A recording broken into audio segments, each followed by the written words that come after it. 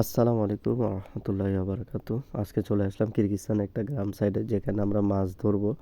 তো ছোট ছোট মাছ, যেখানে সরাসরি প্রজেক্টের পানিগুলো এসে পড়ে, আর এই জায়গাটা দিয়ে পানিগুলো সরাসরি পুকুরের মধ্যে চলে যায়।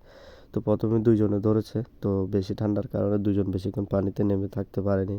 পরবর্তীতে আমি নামলাম, যে ঠিক আছে। আর আমার বিশেষ করে এইসব জায়গার মধ্যে মাছ ধরতে আমি গ্রামে গেলেও পুকুরের মধ্যে এইভাবে করে মাছ ধরি। তো এখানেও আসলাম, মানে শখের বশে নেমে গেলাম। আসলে পরবর্তীতে আমরা মাছ কীরকম পাইলাম আপনাদের সাথে দেখাবো, শেয়ার করব।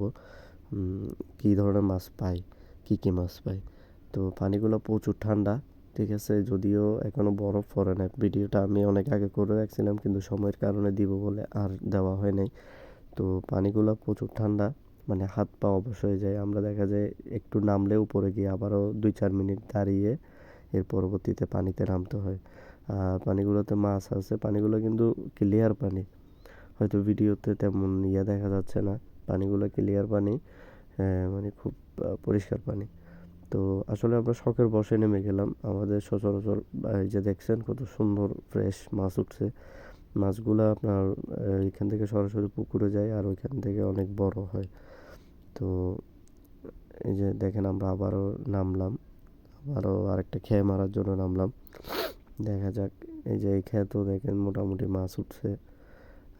পরবর্তীতে আবারও নামলাম। পানি ঠান্ডার কারণে আমরা এই যে দেখেন চিংড়ি মাছ উঠছে, কত বড় চিংড়ি মাছ। প্রায় বাজারে 500-600 টাকা বিক্রি করবে। আসলে শখের বশে নামা আমার খুব ভালো লাগে। এবং পানি যদিও প্রচুর ঠান্ডা, আমার সাথে আরও দুইজন লোক আসছে, ওরা নামে নাই ঠান্ডার কারণে, কিন্তু আমার মানে খুব ইচ্ছা, শখের জন্য আমি নেমে গেছি। মাছ পাই না পাই সেটা পরের বিষয়। এই যে দেখেন মাছগুলা, দেখছেন কত সুন্দর। তো চিন্তা করলাম যে ভিডিও করে রাখি স্মৃতি হিসাবে। বিদেশে গিয়ে এভাবে গ্রামের মতো করে মাছ ধরেছি একদিন, ভিডিওগুলো স্মৃতি হিসাবে থাকবে, তাই আপনাদের সাথে শেয়ার করলাম। তো কেমন লাগছে অবশ্যই জানাবেন। যে শেষে আপনাদেরকে মাছগুলো দেখাই, এই যে দেখুন।